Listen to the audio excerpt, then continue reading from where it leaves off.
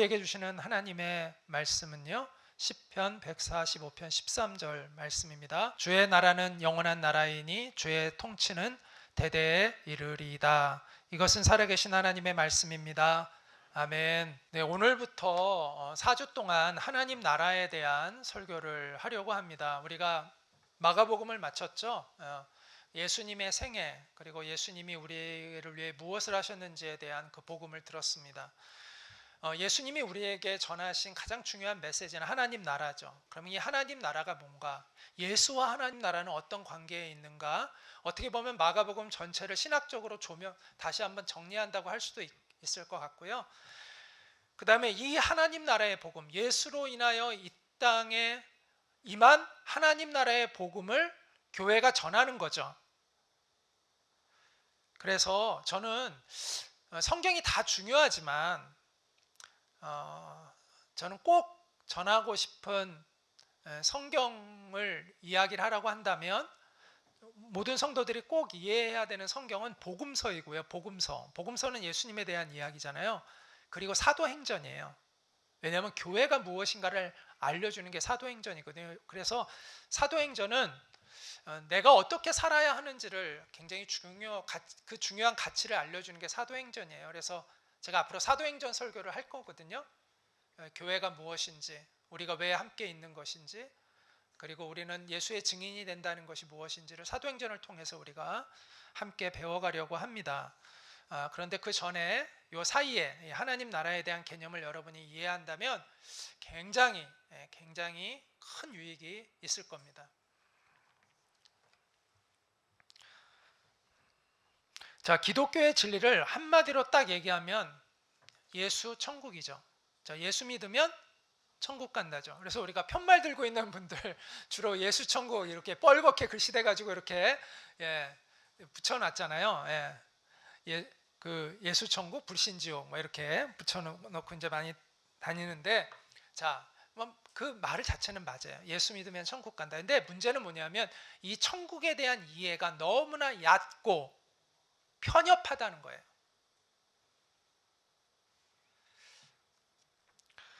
그래서 많은 사람들이 천국을 어떻게 이해하고 있냐면은 죽어서 가는 좋은 세계로 이해를 해요. 그래서 이게 예수 천국과 뭐 극락 왕생과 이 차이가 뭔지를 잘 또 몰라요. 그것은 이 하나님 나라, 예수님이 전한 하나님 나라에 대한 메시지를 바르게 이해하고 있지 못하다는 것이죠. 자, 그러면 천국은 뭐냐? 천국은 영어로는 Kingdom of Heaven이라고 되어 있고요. 하나님의 나라는 Kingdom of God이라고 되어 있습니다. 자, 천국은 그냥 플러스면 하늘나라라는 얘기잖아요. 그럼 천국, 하늘나라와 하나님의 나라는 같은 것일까? 다른 것일까? 이 질문을 하게 되죠. 근데 우리가 알아야 될 건 뭐냐면 이 천국이라는 용어는요, 마태복음에만 나와요. 자, 예수님의 가르침이 나오는, 예수님의 생애와 가르침이 나오는 것을 뭐라고 하죠? 복음서라고 해요. 따라해볼까요? 복음서. 그래서 복음서가 4가지 복음서가 있죠. 마태복음, 마가복음, 누가복음, 요한복음. 신약을 딱 하면 복음서가 4개가 쭉 나오잖아요. 자, 이 4개의 복음서가 예수님의 가르침과 예수님의 생애를 전하고 있는데, 이 중에서 천국이라는 용어는 마태복음에만 나와요. 나머지 다른 곳에서는 한 번도 안 나와요. 거기는 뭐라고 표현되어 있냐면 하나님의 나라라고만 되어 있어요. 그런데 마태만 하나님의 나라와 천국이라는 용어를 같이 써요. 마태만. 자, 그러면 천국과 하나님의 나라가 같은 말인지 아닌지를 알려면 마태가 그것을 어떻게 이해하고 썼는지를 보면 확인이 되겠죠. 그렇죠? 이제 이거는 지금 마태복음과 마가복음이 똑같은 내용을 이야기하는데 마태는 천국이라고 얘기하고 있고 마가는 하나님의 나라라고 써 있다는 걸 지금 보여드리는 겁니다. 또 동일하게 마태는 천국이라고 표현하고 있고 누가복음에는 그 똑같은 단어가 하나님의 나라라고 표현되어 있어요. 자, 마태복음 13장에는 여기도 천국이 마가복음에는 똑같은 내용이 하나님 나라, 누가복음에도 하나님 나라라고 나와 있어요. 자, 그러면 마태복음에만 천국과 하나님의 나라가 같이 쓰였다라고 말씀드렸죠. 자, 하나님 나라는 4번밖에 안 나와요. 마태복음에. 천국은 36번이나 나와요. 그래서 마태는 천국이라는 용어를 흔히 사용했다라는 거죠. 자, 그러면 마태에게 있어서 천국과 하나님의 나라는 같은 것일까? 다른 것일까? 자, 이걸 여러분이 같이 읽고 대답을 같이 하겠습니다. 한번 보겠습니다. 시작. 예수께서 제자들에게 이르시되 내가 진실로 너희에게 이르노니 부자는 천국에 들어가기가 어려우니라. 다시 너희에게 말하노니 낙타가 바늘기로 들어가는 것이 부자가 하나님 나라에 들어가는 것보다 쉬우니라 하시니. 자, 마태에게 있어서 천국과 하나님의 나라는 같은 겁니까? 다른 겁니까? 같은 거죠. 자, 우리가 여기까지 확인이 됩니다. 그럼 천국과 하나님의 나라는 같은 것이다.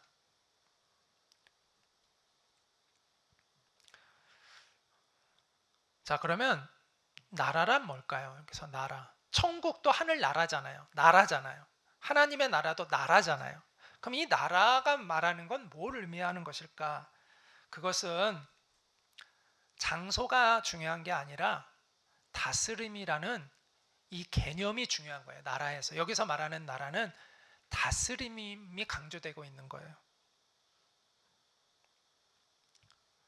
자, 우리가 흔히 천국 이러면 자꾸 이렇게 장소를 생각하잖아요. 장소.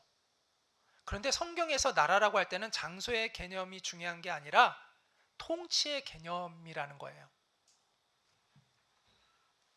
그래서 하나님의 왕되심, 킹십, 하나님의 왕되심, 그리고 로드십, 하나님의 주인되심, 이거에 대한 용어라는 거예요. 이것이 강조되어지고 있는 용어라는 것입니다.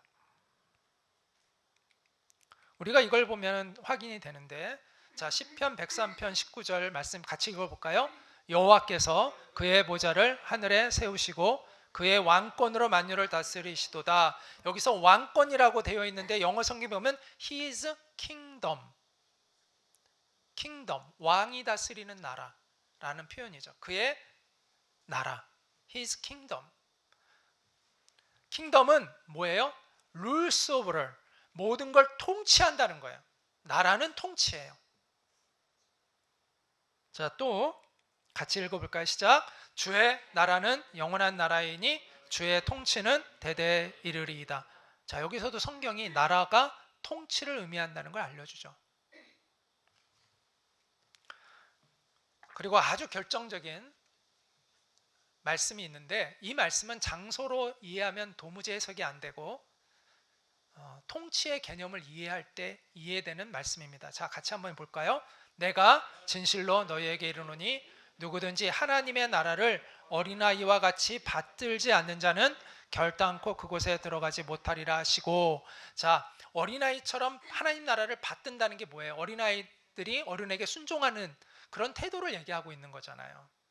이걸 장소의 개념으로 하면 이 말씀이 이해가 안 되죠. 근데 통치의 개념으로 하면 이해가 되는 거란 말이죠. 자, 이처럼 나라는 본질적으로 장소 이전에 무엇이다? 통치다, 다스림이다. 이 개념을 여러분이 명확히 알아야 됩니다. 자, 중국 베이징에 있는 한국 대사관인데요. 자, 우리가 이 세상에서도 이 개념을 이해할 수가 있어요. 장소는 중국에 있어요. 근데 여기는 중국의 다스림을 받지 않아요. 한국 대사관은 누구의 다스림을 받아요? 대한민국 대통령의 통치 아래 있어요. 그래서 탈북자들이 여기에 들어가면 더 이상 공안들이 못 들어가요. 왜? 여기에 지금 들어가는 건 우리나라의 주권을 침해하는 거라서 그래요. 장소는 중국에 있는데 누가 다스리냐가 여기 핵심이잖아요. 이 개념을 우리가 이해해야 한다는 거예요. 하나님 나라에서. 그러므로 자, 천국, 예수 믿으면 천국 간다라는 게 예수 믿으면 죽어서 좋은 곳 간다라는 개념이 아니라 예수 천국이라는 이 개념을 우리는 어떻게 이해하고 이 복음을 전해야 되냐 하면, 예수님을 믿으면 하나님이 다스리시는 세계로 들어가서 하나님의 통치를 받는 새로운 인생을 살아가게 된다는 것을 얘기하는 거예요.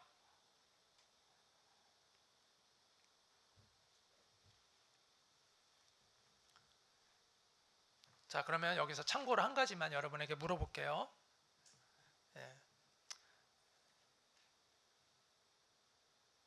빨리 대답하지 마세요.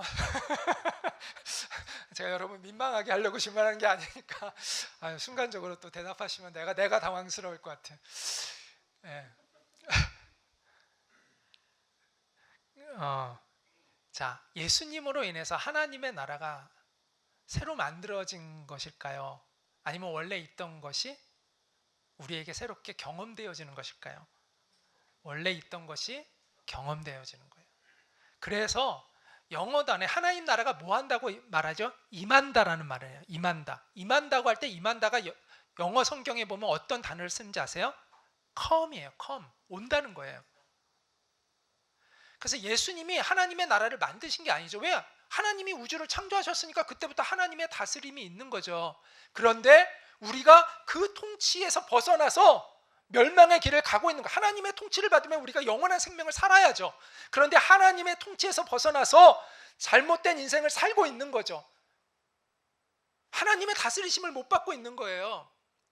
그런데 예수님으로 인해서 우리의 죄의 문제가 해결되므로 하나님의 통치가 받는 경험되어지는 새로운 인생을 살게 됐다는 거예요. 그래서 접근성의 개념이에요.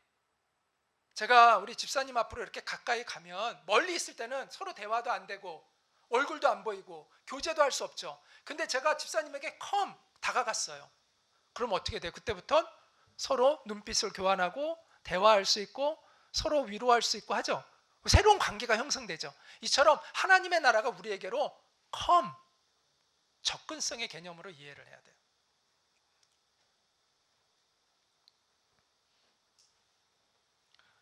자, 본래 인간은 원래 하나님의 통치 아래 살았죠. 에덴 동산에서. 그런데 사탄이 아담과 하와를 이제 유혹하죠. 너희가 선악을 아는 실과를 먹으면 너희 눈이 밝아져서 하나님같이 될 것이다. 이렇게 하나님과 우리를 이간질시키죠. 여기에 하와가 속아서 자기 남편에게도 이 사과를 먹게 하므로 그들이 타락을 하게 됩니다. 그 결과 그럼 그들은 하나님처럼 됐냐? 아니요.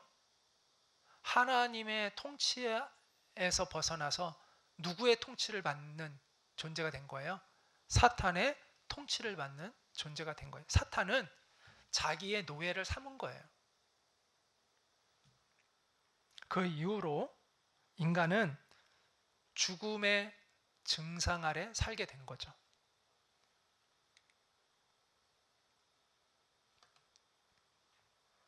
질병도 그 중에 하나이죠.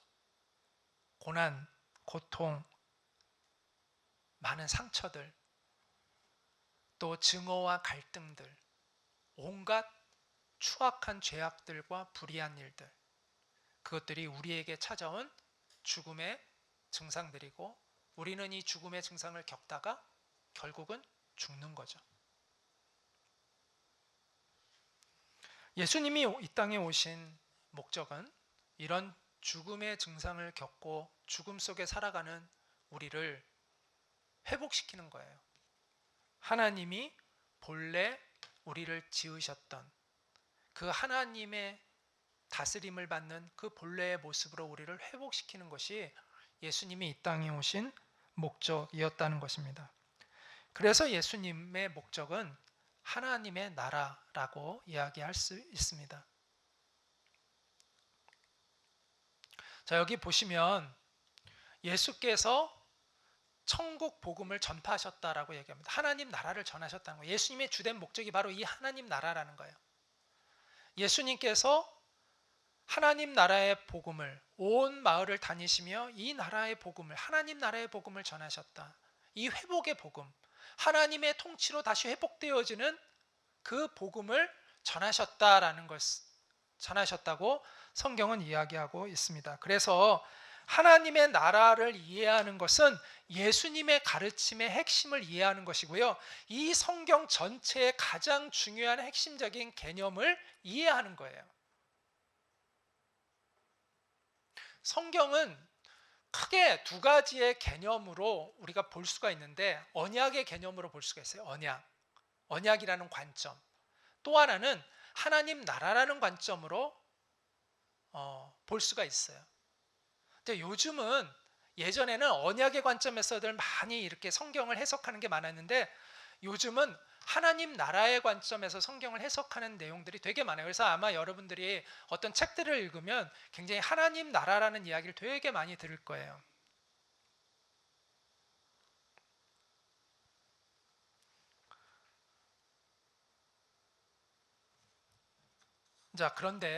그런데 예수님은 그런 하나님 나라를 전했죠. 그런데 제가 이거 한번 이야기는 했어요. 근데 다시 한번 리마인드 시켜드리는 건데, 그럼 예수님은 하나님 나라를 전했는데 왜 예수님의 제자들은 예수를 전했을까? 그것은 하나님 나라로 가는 유일한 길은 예수 그리스도이기 때문이에요. 그래서 예수님과 하나님의 나라는 분리되지 않아요. 그래서 마가복음은 뭐라고 얘기했냐면, 같이 한번 읽어볼까요? 시작. 하나님의 아들 예수 그리스도의 복음의 시작이라. 하나님 나라의 복음을 마가는 이야기하고 있는데, 거기 맨 시작을 이것이 예수 그리스도의 복음이다 라고 얘기합니다. 그래서 예수 그리스도의 복음과 하나님 나라의 복음은 같은 복음이다.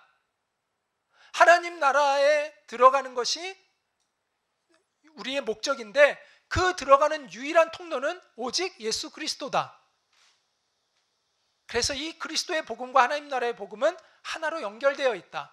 이렇게 우리가 이야기할 수가 있습니다. 우리는 회개함으로 사탄의 나라에서 나와서 믿음으로 하나님 나라에 들어간다라고 이렇게 이야기할 수가 있어요. 자, 그러면 하나님 나라는 누가 왕인 나라예요? 하나님이 왕이죠. 그럼 우리가 하나님의 다스림을 받아요. 그 얘기는 무슨 얘기냐면, 하나님이 가지고 계신 자원을 누리며 산다는 거예요. 구원이란 뭐냐면 하나님의 자원을 내가 누리게 된 거예요. 그래서 하나님에게는 생명이 있어요. 그 생명을 내가 누리게 된 거예요. 영원한 생명을. 그 나라에는 사랑이 있어요. 하나님의 그 사랑을 내가 누리며 살아가게 되는 거예요. 그 안에는 환경을 초월한 기쁨이 있어요. 내가 하나님 나라에 들어가면 그 왕 되시는 하나님의 그 자원, 그 기쁨이라는 자원을 누리며 살아가는 거예요. 이처럼 기쁨, 평화, 자유, 진정한 안식, 지혜, 능력 등등, 이 모든 것들이 하나님으로부터 우리가 공급받고 있는 자원들이라는 것이죠.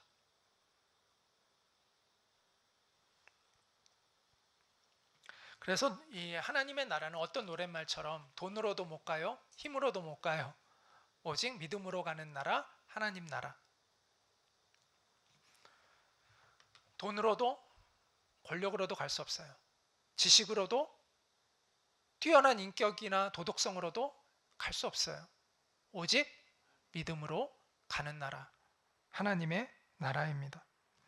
그래서 예수님은 우리를 어떻게 하나님 나라로 초청하냐 하면 이렇게 말씀합니다. 우리 같이 한번 읽겠습니다. 시작. 때가 찼고 하나님의 나라가 가까이 왔으니 회개하고 복음을 믿으라. 하나님 나라가 우리 눈앞에 와 있다는 거예요. 아까 얘기했죠, 접근성이라고. 가까이 왔다라는 게 접근성이잖아요. 그러니까 하나님 나라가 우리 눈앞에 이제 와 있어요.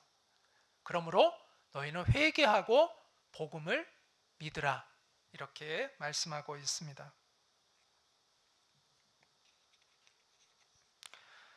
우리가 이 초청, 예수님의 이 초청에 올바르게 반응할 때 우리는 하나님의 나라를 누리고 경험하게 됩니다. 자, 모든 거는 예수님이 다 이루어 놓으셨어요. 우리가 무엇을 해서 이 하나님의 나라를 누릴 수 있는 게 아니라 예수님이 다 완성해 놓으신 거죠. 자, 믿음이란 무엇이죠? 그럼 예수님이 우리를 위해서 이 선물로 주신 이 하나님의 나라를 우리가 어떻게 하는 거예요? 감사히 받아들이는 것, 겸손하게 감사히 받아들이는 것이 구원받는 믿음이라고 얘기할 수 있어요. 믿음이라는 게요, 다양한 스펙트럼이 있어요. 그래서 단순하진 않아요. 단계들이 있는데, 자, 구원받는 믿음은 뭐냐면 이 믿음 하는 예수님이 나를 위해서 행하신 이 놀라운 은혜의 선물을 내가 감사히 받는 것이 바로 구원받는 믿음이에요. 그러니까 하나님의 은혜를 은혜되게 한다고 얘기할 수 있죠. 겸손함으로 하나님의 은혜를 은혜되게 받는 사람, 그게 구원받는 믿음의 사람인데요. 자, 많은 사람들이 하나님이 눈에 보이지 않아서 못 믿겠다고 말을 하는데, 여러분 눈에 보이지 않아도 믿는 거 많잖아요. 공기도 눈에 보이지 않지만 여러분 눈에 있다는 거 확실히 믿으시죠? 그 현미경에 도움이 없으면요, 미생물 박테리아 못 보죠. 그런데 눈에 안 보이지만 믿잖아요. 여러분 있다는 거 알잖아요. 지금은 다, 그쵸? 옛날에는 한동안 모르고 지냈죠, 인류가. 근데 어느 순간 이거에 대해서 확실히 알게 됐죠, 현미경을 통해서. 자, 만원경에 도움이 없었다면 이 우주가 얼마나 광대한지 이해할 수 있었을까요? 이해 못하죠. 이 우주가 얼마나 광대한지를 이해하게 된 건 얼마 안 돼요. 지금도 사실은 모르죠. 이게 점점 밝혀지고 있는 거잖아요. 그래서 내가 지금 내 눈에 안 보이는데, 안 보여서 나는 못 믿겠다라는 말처럼 사실은 무지한 말이 없어요. 자, 빛에는 색깔이 있죠. 근데 인간의 눈으로 볼 수 있는 이 가시광선은 빨주노초 파남빛밖에 없어요. 프리즘을 통해서 이 빛의 색깔이 나오잖아요. 우리가 인식할 수 있는 건 이 7가지 색깔밖에 없어요. 더 이상 우리는 못 봐요. 자, 그러면 자외선과 적외선 같은 불가시광선은 색깔이 있느냐 없느냐? 있어요. 근데 우리 눈에 안 보이는 거예요. 그럼 우리 눈에 안 보이면 색깔이 없는 거냐? 그것처럼 무지한 말이 없는 거예요.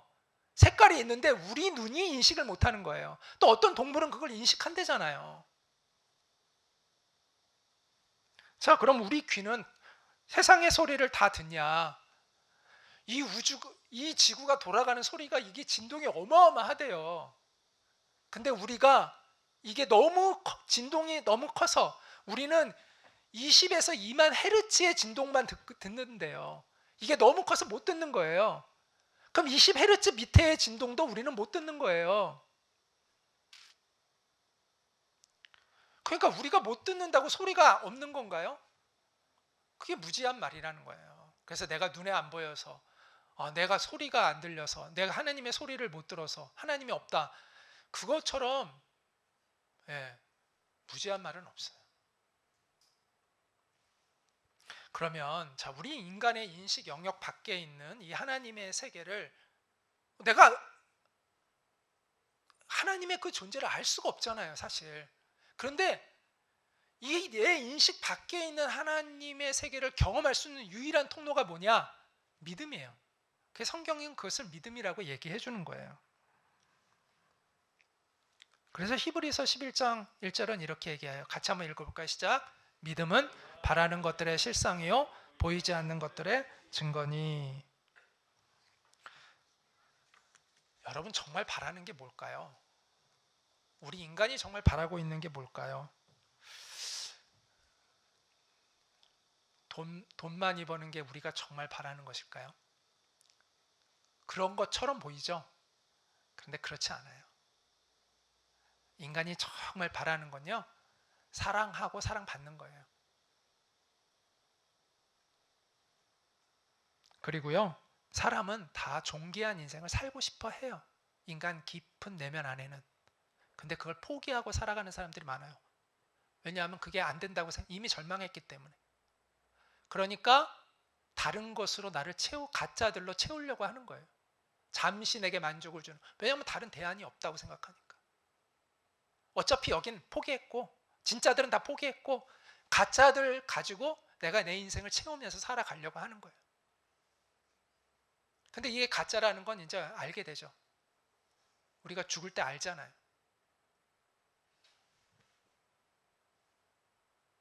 아무것도 사실은 아니었다는 걸 우리는 인생의 끝에 알게 되죠. 우리가 정말 누리고 싶어 하는 것들은요, 눈에 보이지 않는 세계에 있어요. 그 하나님 나라에 있다는 거예요. 그런데 우리가 믿음을 갖게 되면 우리가 바라는 것들의 실상이 그 안에 있음을 알게 돼요. 또 믿음은 보이지 않는 것의 증거래요. 하나님과의 이 영적인 교통의 세계는요, 눈에 보이지 않아요. 그런데 경험돼요. 그래서 내 생명을 걸고 하나님을 따르는 사람이 되는 거예요. 그게 경험되기 때문에, 하나님의 존재를 경험하기 때문에, 눈에 보이지 않지만 하나님과의 교통이 경험돼요. 그래서 마치 증거를 가지고 있는 사람처럼 확신을 갖게 돼요. 그래서 보이지 않는데 증거를 갖는다는 거예요. 그만큼의 확신을 갖게 된다는 거예요. 무엇을 통해서? 믿음을 통해서 우리는 하나님의 나라를 경험하고 확증을 얻게 된다는 거예요. 여러분, 눈에 보이는 세계만 있는 게 아니에요. 눈에 보이지 않는 세계가 존재해요. 우리는 그것을 영의 세계라고 이야기하죠. 영적인 세계. 그래서 우리가 원하든 원하지 않든 우리는 영적으로 어떤 나라에 속해 있어요. 자, 여러분이 우리나라가 싫어. 그래, 태평양에 있는 어떤 섬에, 여기는 태평양 한가운데 있어가지고 이 나라에도 안 속한 것 같고 저 나라에도 안 속한 것 같아서 여러분이 거기 살고 있어요. 과연 그럴까요? 어디인가 속해 있어요. 거기가, 그 영토가. 그래서 나중에 여러분 잡혀가요. 그리고 그 나라 감옥에 가요. 계속 우기면. 내가 자유롭고 싶다고 해서 완전한 자유가 내게 주어져 있는 게 아니에요. 우리가 어디인가에 속해서 살아가게 돼요. 영적인 세계도 마찬가지예요. 육의 세계도 마찬가지지만 영의 세계도 마찬가지예요.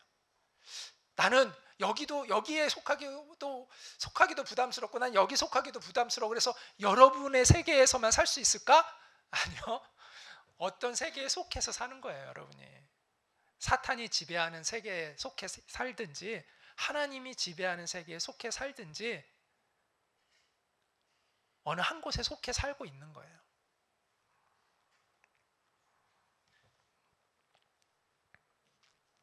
그러므로 때가 찼고 하나님 나라가 가까이 왔으니 회개하고 이 하나님 나라의 복음을 믿어라. 예수님이 우리에게 이렇게 말씀하셨습니다. 자, 하나님의 나라는 지금 우리 눈에 보이지 않는다고 했죠. 감추어져 있다고 했죠. 그것을 하나님 나라의 비밀성이라고 얘기하면 따라 볼까요? 하나님 나라의 비밀성. 자, 이거를 우리가 좀 이해하려면 이 개념을 좀 이해할 필요가 있는데, 현재적 하나님 나라와 미래적 하나님의 나라예요. 자, 예수님이 첫 번째 오셨죠. 2000년 전에 오셨어요. First coming. 그 다음에 다시 오시는 걸 우리가 재림, Second coming이라고 그래요. 첫 번째 오셔가지고 우리에게 열려진 나라가 현재적 하나님의 나라예요. 이미 임한 하나님의 나라. 그래서 이때부터 우리는 하나님의 나라를 경험하기 시작해요. 자, 그런데 완성됐어요? 아직 완성되지 않은 거예요? 아직 완성되지 않았어요. 그럼 언제 완성돼요? 예수님이 다시 오시면 완성된다고 약속하셨어요. 그래서 우리는 이렇게 얘기할 수 있어요. 이미 임한 하나님의 나라와 아직 완성되지 않은 하나님의 나라 사이에 우리가 지금 있는 거예요. 그래서 현재적 하나님의 나라와 현재 임한 현재적 하나님의 나라와 미래에 완성될 미래적 하나님 나라의 사이에 우리는 있어요. 이 개념을 우리가 좀 이해할 필요가 있어요. 그래서 예수님이 다시 오실 걸 약속한 거예요. 그걸 우리가 헬라어로는 파루시아라고 하는데, 이거는 강림, 나타남. 예수님이 강림하시잖아요. 그래서 이제 종말을 파루시아와 종말이 연결되어 있어요. 예수님의 강림, 다시 오심과 이 종말이라는 것이 연결되어 있어요. 이 종말 때는 뭐냐? 하나님 나라가 완성되는 때예요. 그럼 예수님이 첫 번째 오셨을 때와 두 번째 오셨을 때의 차이가 있어요. 첫 번째 오셨을 때는 구원에 주로 오신 거예요. 자, 그럼 두 번째 오실 때는 심판에 주로 오시는 거예요. 종말은요, 심판이 있어야 종말이 되는 거거든요. 자, 지금은 구원의 시대예요. 그럼 심판의 시대가 다가오고 있어요. 아직 임하진 않았어요. 근데 다가오고 있어요. 그리고 그때 하나님 나라는 완성돼요. 근데 이제 문제는 구원의 시대에는 하나님의 나라가 감추어져 있다는 거예요. 그러면 심판의 시대에는 하나님 나라는 드러날까요? 감추어져 있을까요? 드러나요. 왜냐하면 드러나야 심판이 돼요.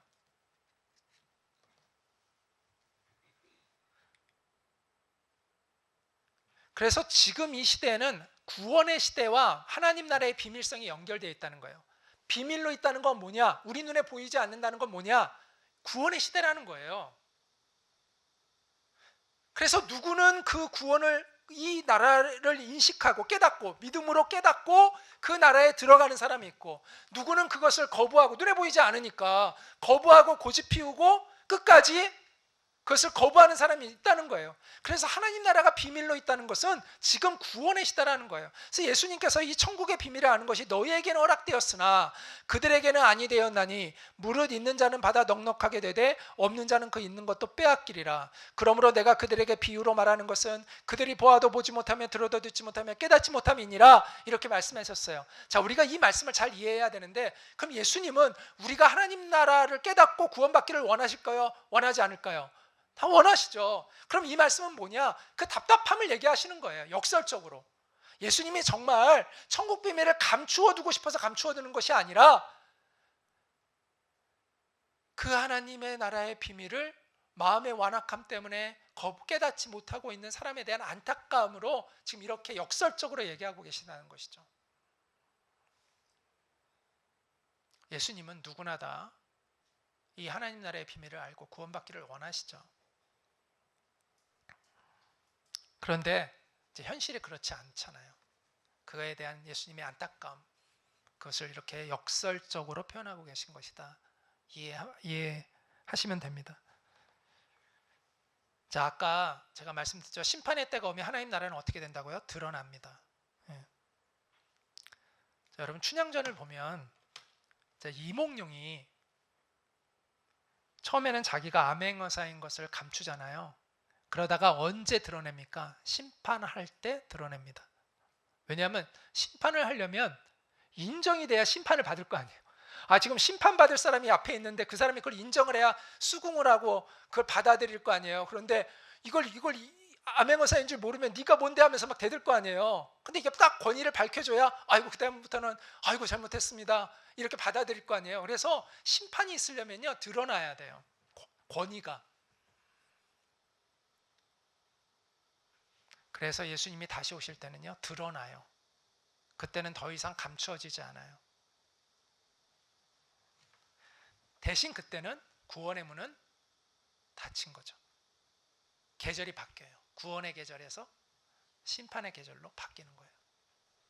그래서 하나님 나라가 눈에 다 드러나면 그때는 구원의 문은 닫힌 거예요. 자, 그러므로 우리는 이 구원의 시대에 무엇을 해야 하나? 첫째, 나 자신이 예수를 믿고 구원받아야 한다는 거예요. 내가 예수님을 믿고 구원받아야 돼요. 사도 바울은 고린도 후서 6장 2절에서 이렇게 얘기합니다. 같이 한번 읽겠습니다. 보라, 지금은 은혜 받을 만한 때요. 보라, 지금은 구원의 날이로다. 네, 은혜를 받아야 돼요. 구원을 받아야 돼요. 이때를 놓치면 안 돼요.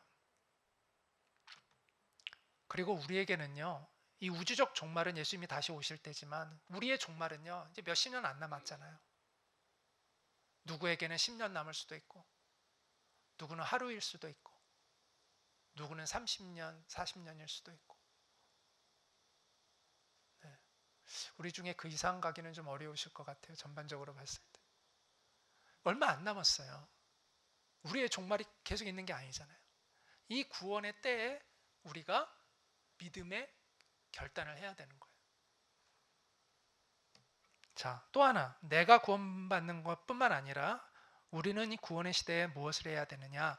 이 하나님 나라를 살면서, 살면서 내가 살고 있는 그 하나님 나라의 복음을 전해야 되죠. 이게 우리의 사명이죠.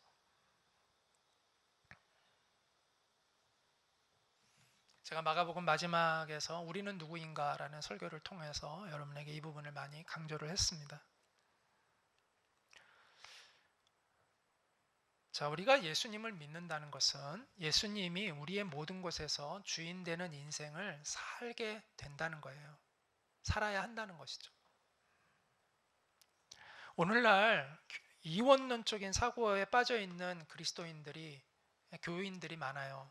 그들을 그리스도인이라고 말할 수 있는지 사실 좀 고민이죠. 그래서 교인이라고 말할 수는 있겠죠. 교회는 다니니까. 근데 이 성석 이혼론에 빠진 교인들이 많아요. 교회와 세상을 다른 기준으로 살아가는 사람들이 많아요. 교회 안에서는 말씀대로 살아가려고 하고 밖에 나가는 순간 이제 세상 사람들과 똑같이 살려고 하는, 이걸 성속 이원론이라고 해요. 거룩함과 속된 것을 구분한, 나누는 그런 신앙이라는 거예요. 이 이원론적인 신앙은 성경적 신앙이 아니에요. 하나님 나라의 복음과 안 맞는 거예요.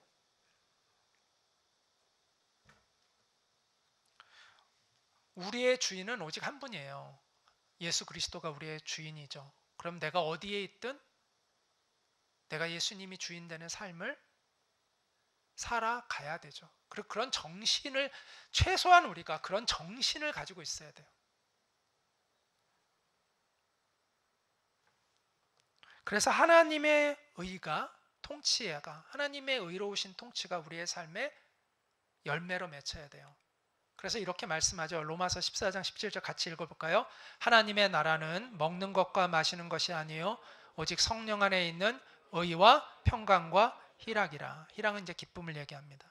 하나님의 의, 하나님의 평화, 하나님의 기쁨, 이것이 하나님 나라의 열매예요. 이 하나님의 나라를 누리며 살아가는 여러분 되시기를 바랍니다. 그리고 여러분이 누리고 살아가고 있는 이 복음을 전해야 되는 거죠. 아까도 얘기했지만 내가 예수님 믿으면 천국 간다라는 이 예수 복음을 전한다는 것은 예수님 믿으면 죽어서 좋은 곳 간다라는 것을 전하는 것이 아니라 예수님을 믿으면 네가 이제 새로운 인생으로 들어간다는 거예요. 하나님이 통치하시는 새로운 인생을 살기 시작한다는 거예요. 언제부터요? 지금부터. 하나님을 믿는 그 순간부터 그러한 새로운 삶이 시작되어진다는 거예요. 그 삶이 언제까지? 영원토록. 지금부터 영원까지. 이제 하나님 안에서의 새로운 인생이 시작된다는 것을 전하는 거예요.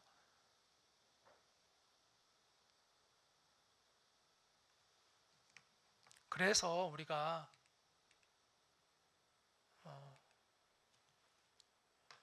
복음을, 정말 하나님 나라의 복음을 경험하게 되면 내 삶이 바뀔 수밖에 없어요. 하나님의 통치를 받으니까.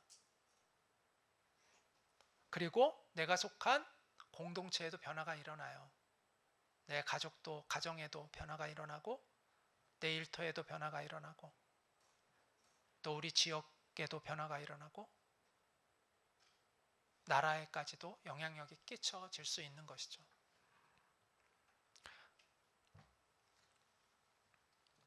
그래서 우리의 삶을 변화시키지 못하는 복음은 하나님 나라의 복음이 아닙니다. 사도 바울은 고린도전서 4장 20절에서 이렇게 얘기합니다. 같이 읽어볼까요? 하나님의 나라는 말에 있지 아니하고 오직 능력에 있습니다.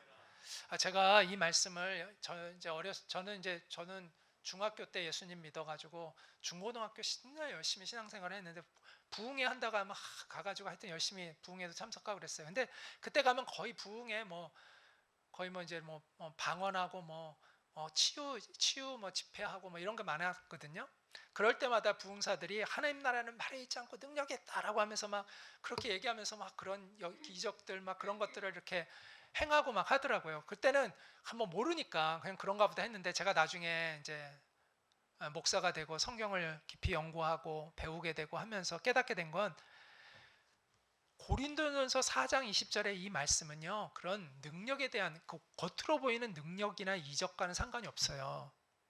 자, 고린도전서는 은사를 강조하는 겁니까? 사랑을 강조하는 겁니까? 사랑을 강조하는 거잖아요. 그럼 여기에 문맥은, 하나님 나라에서 여기에 말하는 능력은 무슨 능력이겠어요?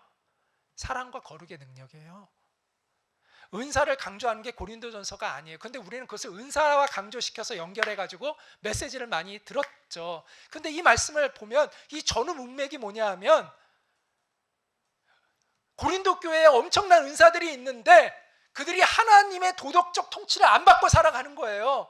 그러므로 하나님의 나라는 말에 있지 않고 능력이 있다라고 얘기하는데 이 능력은 주님과 동행하는 삶의 능력을 얘기하는 거예요. 그럼 이 다음에 뭐가 나오는지 아세요? 음란의 문제를 얘기를 해요. 그런데 너희 안에 어떻게 교회 안에 음란을 용납하고 있느냐?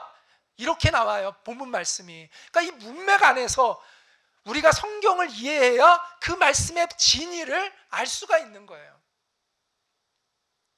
그래서 성경을 읽을 때는요, 그 문맥을 유심히 봐야 돼요. 그렇지 않으면 내가 원하는 거에다 아무거나 막 갖다가 내 주장을 관철시키기 위한 도구로 말씀을 사용할 수가 있어요.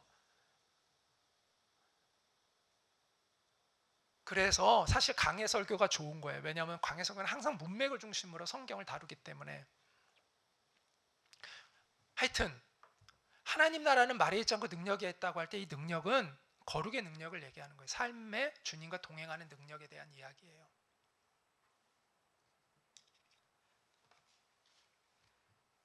하나님의 나라는요, 관념적인 게 아니라 실제적인 것이고요. 그건 하나님의 도덕적 통치가 실현되는 삶이 있어야 되는 거예요.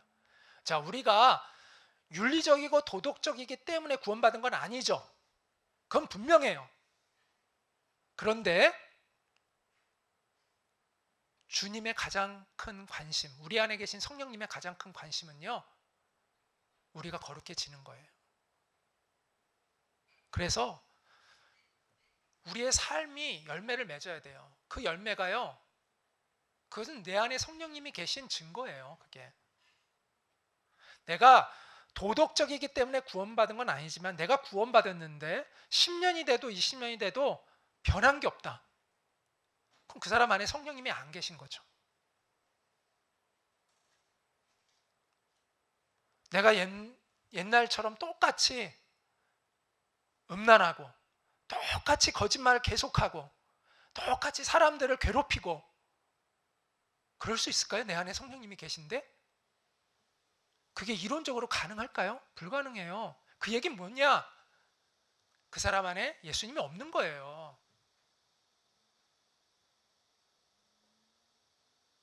그래서 우리가 완전한 삶을 살아가는 건 아니지만 분명히 이전과는 다른 삶을 살아가고 있고 내 지향, 내 삶의 방향성이 달라져 있다는 게 확인돼야 돼요.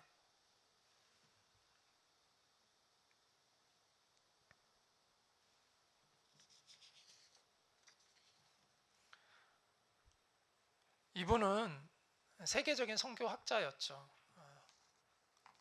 돌아가신 지가 한 10년 됐는데 뭐 선교와 관련된 분이라면 뭐 이분의 이름을 모르는 사람은 없습니다. 약 30년 동안 세계 선교의 최고의 리더로서 역할을 했던 분입니다. 랄프 윈터 박사인데요. 이분이 2008년 한국에 와서 서구 선교가 실패한 이유는 근본적으로 하나님 나라에 대한 이해가 부족했기 때문이다. 이렇게 이야기를 했습니다. 저는요 정말 이렇게 이 서구권에 있는 그 학자들이나 이런 분들이 참 좋은 점이 뭐냐면 자기 실수를 인정한다는 거예요. 그러니까 이 유교적인 문화에서는 왠지 그런 걸 인정하면 내 권위가 떨어진다는 그런 잘못된 생각들을 많이 갖는 것 같아요. 그런데 뭐 서구 사람들이 다 우리보다 다 좋은 건 아니지만 장점 중에 하나가 자기의 실수나 잘못을 비교적 진솔되게 이렇게 이야기해요. 이런 대학자가 자기가 이끌어왔던 선교가 부분적으로 실패했다라고 얘기하는 게 쉽지 않잖아요. 그런데 이분은 그렇게 얘기하더라고요. 우리가 선교를 그동안 제대로 못했다. 하나님 나라에 대한 이해가 부족했다. 그래서 우리가 복음에 대해서 성경적 이해가 부족했고 믿음이 뭔지에 대한 성경적 이해가 부족했고 그럼 구원이 무엇인지에 대한 성경적 이해도 부족했고 하나님의 은혜가 무엇인가에 대한 성경적 이해가 우리는 부족했다.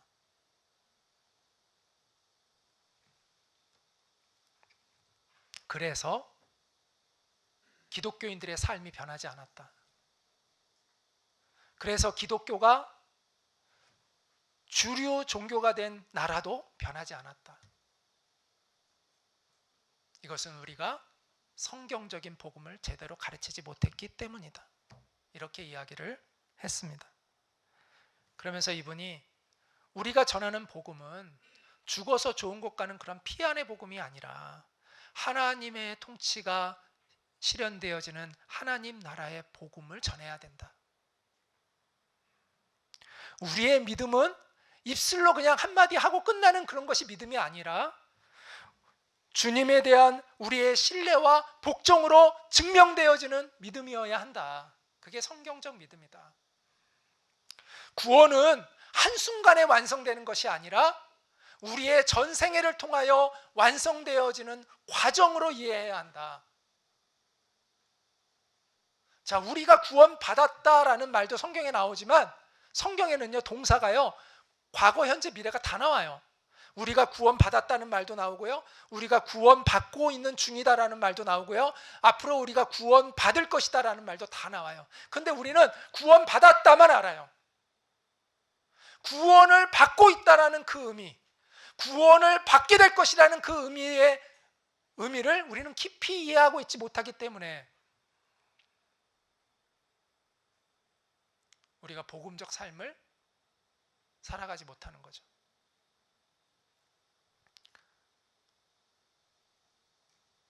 그래서 우리는 이 세 가지의 개념을 다 알아야 돼요. 그리고 정말 구원받은 사람은요, 성령님이 우리 안에 오셔서 구원을 이루어 가고 계시고요, 완성해 가세요. 그런데 구원이 이루어져 가는 모양도 없고 구원이 완성되어지지 못한다면, 그 방향으로 가고 있지 않다면 그러면 구원이 시작됐다고 말할 수 있을까요? 성령님이 안 계신 거죠. 그러므로 우리는 이 믿음이라는 차원을요, 너무 가볍게 다루면 안 돼요. 너 예수님 믿는다고 지금 고백해. 그럼 너 이제 천국 가는 거야. 성경은 그런 식으로 복음을 전한 적이 없어요.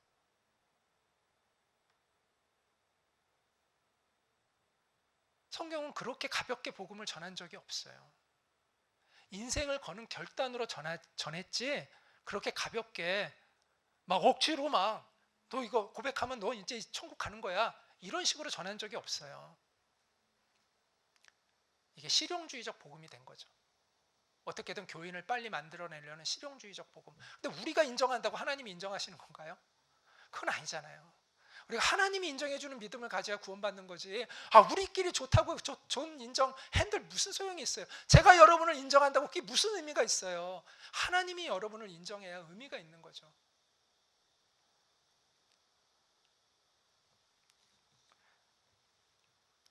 그래서 우리는요, 하나님의 통치를 받는 하나님의 백성이 되어야 합니다. 그래서 이 땅에서부터, 우리가 믿는 순간부터 우리는 하나님과 교제하고 그분의 위로와 격려를 받아서 힘을 얻고, 또 때로는 하나님의 책망 앞에서 우리가 회개하고 그런 삶을 살아가는 거예요. 때가 찼고 하나님 나라가 가까이 왔습니다. 회개하고 복음을 믿으십시오. 그래서 사탄의 나라에서 벗어나서 믿음으로 하나님 나라에 들어가서 사랑과 은혜로 충만하신 하나님의 그 통치를 받는 그 새로운 인생을, 여러분이 정말 원했던 인생이 거기 있어요. 더 이상 방황하지 마시고 하나님의 통치를 받는 그러한 인생을 살아가는 여러분 되시기를 바랍니다. 여러분이 정말 찾고 있던 것들이 그 나라 안에 있어요. 그래서 여러분, 인생다운 인생을 한번 살아가세요. 그리고 그 나라를 전하는, 여러분의 인생을 바꾼 그 복음을 전하는 여러분 되시기를 바랍니다.